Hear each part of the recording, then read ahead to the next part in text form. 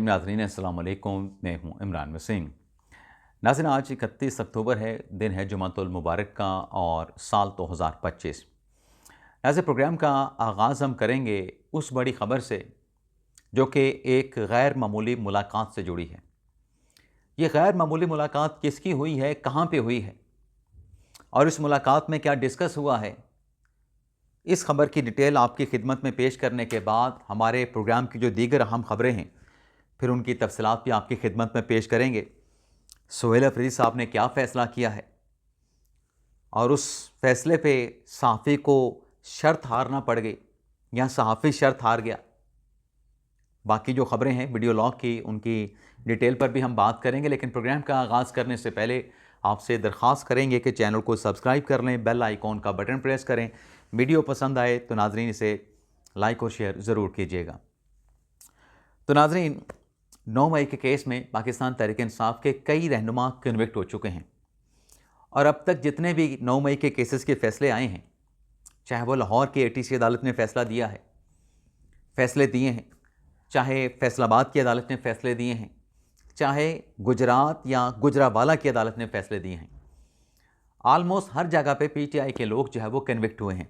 मासवाए गुजरात में जहाँ पर पूरे के पूरे जो पाकिस्तान तहरीक इंसाफ के कारकुनान थे उन्हें अदालत की जानिब से बरी कर दिया गया था। शाह महमूद कुरैशी साहब को ATC अदालत ने तमाम केसेस में, मासवाए जो पिंडी में दर्ज हैं उसका चूँकि फ़ैसला अभी नहीं हुआ है, ATC अदालत ने शाह महमूद कुरैशी साहब को 9 मई के केसेस में शवाहिद ना होने पर बरी कर रखा है। अब शाह महमूद कुरैशी साहब जो कि बरी होने के बावजूद भी रावलपिंडी में दर्ज किए गए GHQ रावलपिंडी हमला केस, उसमें उनका नाम है, अभी तक वो कोट लखपत जेल में है। लेकिन आज शाह महमूद कुरैशी साहब को अदालत के बायस मेडिकल चेकअप के लिए PKLI लाया गया, यानी जो जिगर और किडनी का जो हॉस्पिटल है। शाह महमूद कुरैशी साहब आते हैं मेडिकल चेकअप के लिए। अब वहाँ पे जब पहुँचते हैं PKLI लाहौर के हॉस्पिटल में, बड़ा स्टेट ऑफ द आर्ट ये हॉस्पिटल पंजाब गवर्नमेंट ने बनाया। मैं किसी लीडर का नाम नहीं ले रहा, पंजाब गवर्नमेंट का नाम ले रहा। अब वहाँ पे उनकी मुलाकात हुई है इमरान इस्माइल से, जो कि साबिक गवर्नर रहे हैं सिंध के। 9 मई के बाद तहरीक इंसाफ को छोड़ दिया, अब दोबारा तहरीक इंसाफ के करीब आने की कोशिशों में हैं।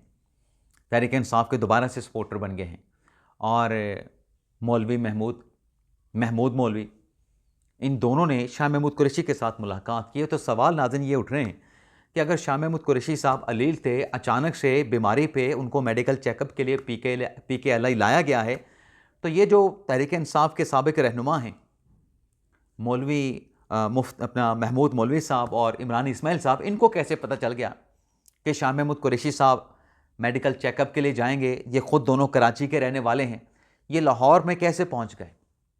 और फिर हॉस्पिटल में शाह महमूद कुरैशी साहब को लाया गया, वहाँ पे इनकी मुलाकात होती है, मुल्क की जो सियासी मंजरनामा है, जो हालात हैं, उस पर तबादला ख्याल भी होता है। अब एक मरीज़ जो है जब वो चेकअप के लिए आया है तो फिर वो सियासी गुफ्तगू कैसे करेगा, सियासी मुलाकात कैसे करेगा? चलें आते जाते रास्ते में मुलाकात हो गई, लेकिन हालात हाजरा पे मुकम्मल तबादला ख्याल। तो नाज़रीन ये जो मुलाकात है शाह महमूद कुरैशी साहब के इमरान इस्माइल से या महमूद मौलवी से, ये मामूली मुलाकात नहीं है, ये गैर मामूली मुलाकात है। इस मुलाकात के अंदर क्या डिस्कस हुआ, किसने भेजा, कैसे मुलाकात हुई, यह इंतज़ाम दरअसल था क्या, ये चीज़ें नाज़रीन कुछ वक्त के बाद मंजर आम पे आएंगी और तहरीक इंसाफ को शायद हर्ट भी करेंगी। अगली खबर में नाज़रीन चलते हैं।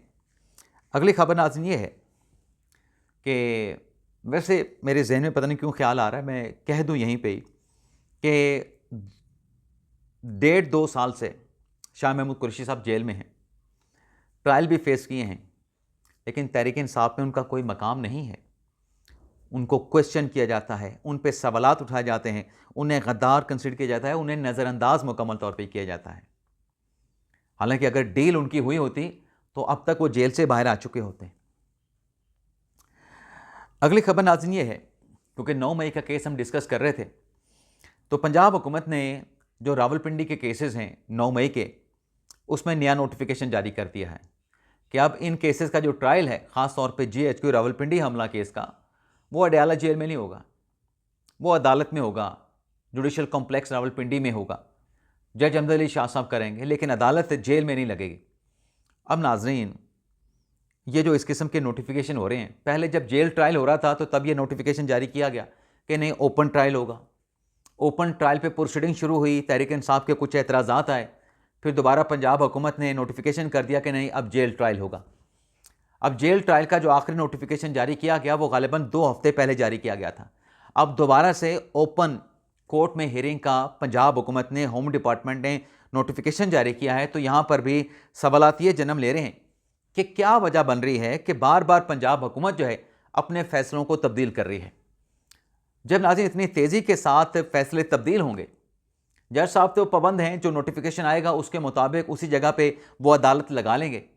लेकिन नाज़रीन जल्दबाजी में जो फैसले होते हैं, जैसे रात गए शबर रिजवी के खिलाफ केस कर दिया गया, शबर रज़ा जो रिजवी हैं उनके खिलाफ 16 अरब का मुकदमा बना दिया गया। अब आज डेवलपमेंट ये हुई है कि शबर रिजवी के खिलाफ जो केस था उसको क्वैश करने के लिए FIA ने अपने ऑफिसर को लिख दिया है कि ये केस जो है वो इसको कैंसिल किया जाए, FIR को ख़त्म किया जाए। जब इस किस्म की हैपनिंग सामने आएंगी तो फिर सिस्टम पे, इदारों की कारकर्दगी पे, इदारों के कंडक्ट पर फिर सवालात भी उठेंगे, और फिर जब सवालात उठेंगे फिर उन सवालात का जवाब भी देना पड़ेगा। अगली खबर नाज़रीन, तहरीक लब्बैक और साद रिजवी साहब को एक बड़ा झटका लगा है, और मैं ये समझता हूँ कि मुरीदके में जो ऑपरेशन हुआ या जो क्रैकडाउन वहाँ पे किया गया, उसके बाद तहरीक लब्बैक को ये अब तक का सबसे बड़ा झटका है। वैसे तो साद रिजवी साहब, अनस रिजवी साहब इस वक्त मंजर आम पे नहीं आए कि वो कहाँ पे हैं। कोई वसूख के साथ नहीं कह सकता कि किसके पास पनाह लेके अनस रिजवी और साद रिजवी साहब बैठे हैं, या किसकी हिरासत में हैं, किसकी तहवील में हैं, ये हतमी तौर पे नहीं कहा जा सकता। हाँ, कुछ हेर से है, कुछ सुनी सुनाई बातें हैं। कुछ पुलिस ने कहा है कि वो आज़ाद कश्मीर में हैं, किसी के पास पनाह ले चुके हैं, कोई सरकारी तहवील में कहता है, और एक मौक़िफ़ ये भी है कि वो मफरूर हैं, भागे हुए हैं, भगौड़े हैं। लेकिन इस दौरान नाज़रीन जब तहरीक लब्बैक पर पाबंदी का फ़ैसला हुआ, पाबंदी के फ़ैसले के बाद जब वफाकी हुकूमत ने फ़ैसला कर लिया, अब नाज़रीन डेवलपमेंट ये हुई है कि तहरीक लब्बैक के अपने पार्टी के लोग जो कि टिकट होल्डर थे तहरीक लब्बैक के, उन्होंने अपनी जमात के साथ, TLP के साथ लाताल्लुक़ का इज़हार कर दिया है। पार्टी उन्होंने छोड़ दी है। ना सिर्फ पार्टी छोड़ी है, मुल्तान में तहरीक लब्बैक के रहनुमाओं ने प्रेस कॉन्फ्रेंस करते हुए ये कहा कि जो एहतजाज की कॉल दी गई थी, वो एहतजाज की कॉल नामुनासिब थी, उसका कोई जवाज़ नहीं था। सबसे पहले रियासत है। तहरीक इंसाफ के रहनुमाओं ने, तहरीक लब्बैक के रहनुमाओं ने प्रेस कॉन्फ्रेंस करते हुए कहा कि सबसे पहले, सबसे बढ़ के रियासत है, रियासत से बढ़ के कुछ नहीं, और हम अपने मुल्क और फ़ौज और रियासत के साथ खड़े हैं। तो ये आप यूँ कहें कि पार्टी के लोग जो हैं वो पार्टी को छोड़ के जा रहे हैं। इससे पहले तो गिरफ्तारियां हो रही थी, पार्टी पर पाबंदी के फैसले हो रहे थे, लेकिन अब अपने छोड़ के अपनी पार्टी से लाताल्लुक़ का इज़हार करें, तो ये मेरे ख्याल से साद रिजवी और तहरीक लब्बैक के लिए ये एक बहुत बड़ा झटका है।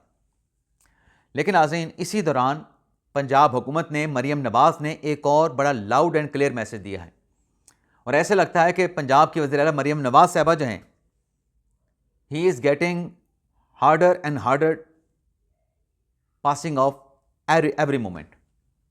पता नहीं की अंग्रेज़ी बोली, मैंने पता नहीं लग गया, चलें अंग्रेज़ी को छोड़ देते हैं। मरियम नवाज़ साहबा ने, पंजाब हुकूमत ने यह फ़ैसला किया है कि जो लाउड स्पीकर एक्ट है उसको फुल पावर के साथ, फुल फोर्स के साथ, सख्ती के साथ इसका नफाज करवाया जाएगा। और पंजाब में जो स्पीकर, लाउड स्पीकर एक्ट है, ना सिर्फ उसकी इन्फोर्समेंट करवाई जाएगी सख्ती के साथ, बल्कि CCTV कैमरे और टेक्नोलॉजी के ज़रिए इसकी मॉनिटरिंग भी की जाएगी।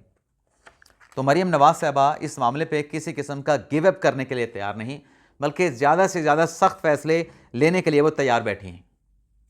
वज़ीर आज़म साहब ने प्रेस कॉन्फ्रेंस कर दी है कि मैंने सुहेल अफरीदी साहब को, अब हम अपनी बड़ी खबर पे भी आ जाते हैं, कि मैंने सुहेल अफरीदी को कॉल करके वज़ीर आला बनने पे मुबारकबाद पेश की, और मैंने सुहेल अफरीदी से कहा कि मिल के काम करेंगे और वफाक का आपको तावन हासिल रहेगा। वफाक आपके साथ तावन करेगा।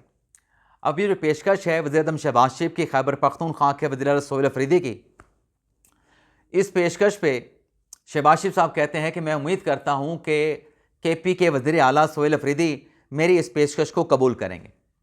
अब सोहेल अफरीदी साहब इस पेशकश का जवाब देंगे कि आया कि जो फेडरेशन, जो वफाक कह रही है कि सूबे के साथ मिल के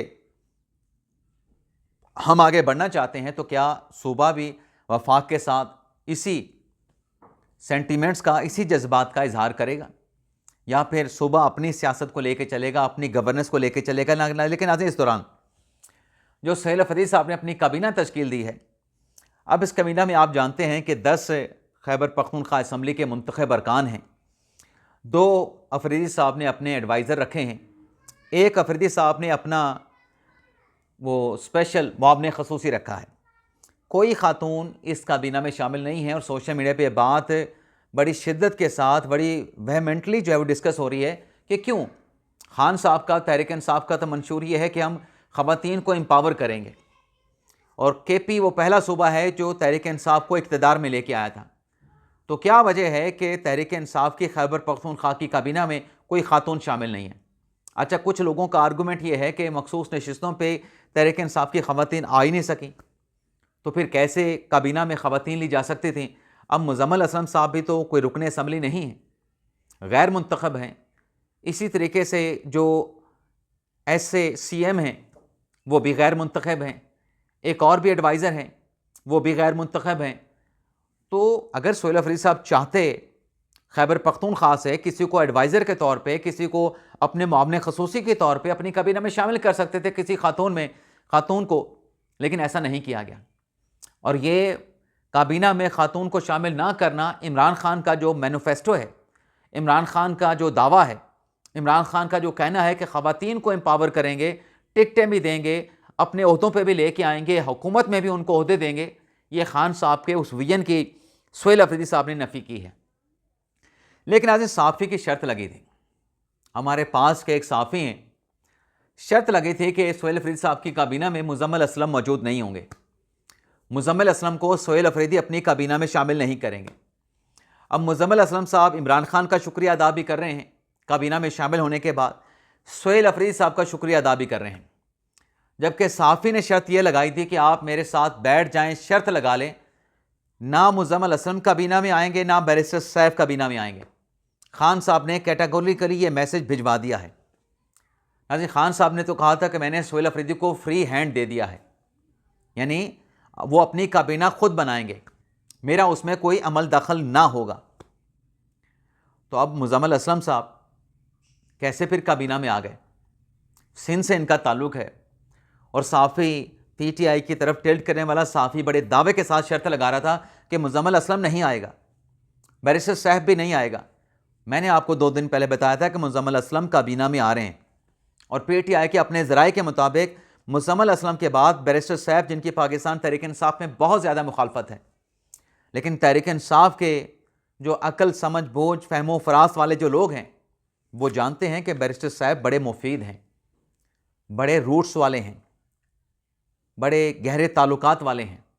तो आज नहीं तो कल बैरिस्टर सैफ साहब भी जो हैं वो काबीना में शामिल हो जाएंगे, मुआवन खसूसी के तौर पे शामिल हों या एडवाइज़र के तौर पे शामिल हों। ये PTI के अपने इंटरनल ज़राए ये ख़बरें दे रहे हैं। तो साफ़ी साहब आज शर्त हार गए हैं कि मुज़म्मिल असलम काबीना में नहीं आएंगे। मुज़म्मिल असलम भी आ गए हैं और आने वाले महीनों में या हफ्तों में बैरिस्टर सैफ भी आ जाएंगे। इसके अलावा नाज़रीन, अशरफ करीम डेडी, जिनके खिलाफ कोई मनी लॉन्ड्रिंग का मुकदमा दर्ज किया गया था, एहतसाब अदालत ने, कराची के बिजनेसमैन फैमिली के अहम शख्सियत हैं, नामवर शख्सियत हैं अशरफ करीम डेडी, इनके खिलाफ जो मुकदमा था उसमें ज़मानत कबलस गिरफ्तारी जो है वो अदालत की जानिब से इनकी एक्सेप्ट कर ली गई है। तो ये था नाज़रीन हमारा वीडियो लॉग। आपसे इजाज़त चाहते हैं। अल्लाह ताला हम सब का हामी नासिर हो। अपनी दुआ में याद रखें।